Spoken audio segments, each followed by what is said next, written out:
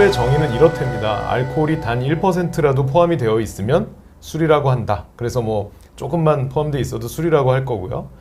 실제로 우리나라 사람들이 많이 마시는 술은 주로 증류주죠. 소주, 뭐 위스키 또는 뭐 개인적으로 어떤 술을 더 좋아할지 모르겠지만 한국 사람들은 증류주의 소비가 탁월하게 많은 편인 것 같습니다.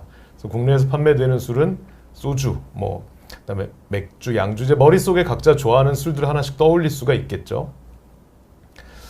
근데 이제 술이 왜 안 좋으냐라고 얘기하면요. 왜 얘기하냐면요.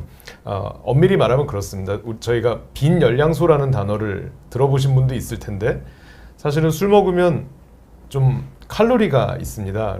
그런데 이 칼로리는 우리가 어떤 음식을 섭취해서 얻는 칼로리와는 달리 에너지원으로 사용되지 않고, 그래서 술 많이 먹으면 뭐 술 살찐다 뭐 이런 말도 하는데, 그래서 칼로리를 과다하게 섭취하면 살찌지 않습니까? 그래서 빈 칼로리로 작용한다. 근데 그 칼로리의 정도가 만만치가 않다라는 것이고, 실은 요 밑에 있는 좌측에 있는 그림을 좀 봐주시면 좋겠습니다. 그래서 알코올 1단위라는 단어를 뒤에 좀 말씀드릴 건데요. 이제 알코올 1단위라 하면 그런 거죠.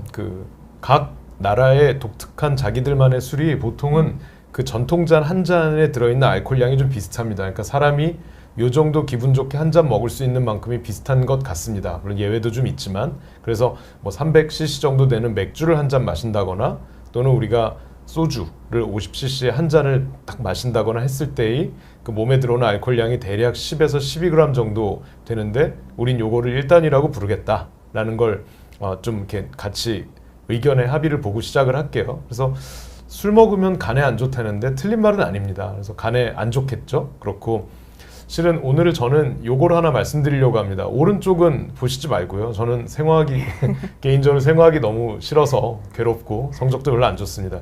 근데 술이 몸에 들어오면 어떻게 되는지를 좀 아셨으면 좋겠는 게, 이 알코올, 에탄올이라고 하잖아요. 이게 몸에 들어오면 1단계로 아세트알데하이드로 분해가 됩니다. 그 다음에 이것이 아세테이트로 분해가 되면서 이제 소변으로 이제 나가는 그런 과정을 거치게 되는데, 우리가 보통 술 먹고 나서 뭐 숙취가 심하다, 머리가 깨질 것 같다거나, 뭐 저 같은 경우 술을 많이 먹으면 눈두덩이 정말로 이렇게 짓누르는 것 같은 느낌이 드는데, 이런 이유는 그 아세트알데하이드 성분들이 몸에 여기저기 침착되면서 나타나는 독성이거든요. 그래서 알데하이드가 몸에 나쁘다. 그래서 알코올을 알데하이드로 먼저 분해하는 단계가 있고, 이 알데하이드를 아세테이트를 통해서 몸 밖으로 분해하는 이제 2단계의 과정을 거치게 돼 있는데, 왜 이런 말씀을 드리냐면, 이렇게 2단계로 그 분해하는 과정에서 각각 다른 효소가 작용합니다. 그래서 우리가 누구누구는 술을 전혀 못 마셔라고 하는 사람은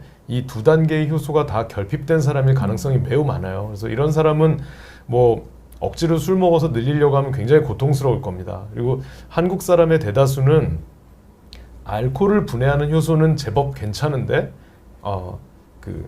이 알코올을 분해를 잘하니까 술을 잘 먹는 것처럼 느껴서 계속 먹습니다만, 알데하이드를 아세테이트로 분해하는 효소가 좀 약합니다. 그래서 그렇기 때문에 숙취를 느끼는 사람들이 많고, 근데도 독특한 문화상 이제 안고 계속 술을 먹는 거죠. 그래서 만성적으로 문제가 되는, 그래서 결국은 숙취가 있기 때문에 막 하루 종일 술 먹는 사람은 별로 없고, 저희 주변에 있는 사람들 보면 짧고 굵게 회식 자리에서 크게 먹고 다음날 고통스러워하지만 깨면 또 먹고, 그렇죠. 그래서 음주는 2단계로 분류가 되는데 알데하이드가 문제다, 뭐 이런 얘기를 좀 해드릴 거고요.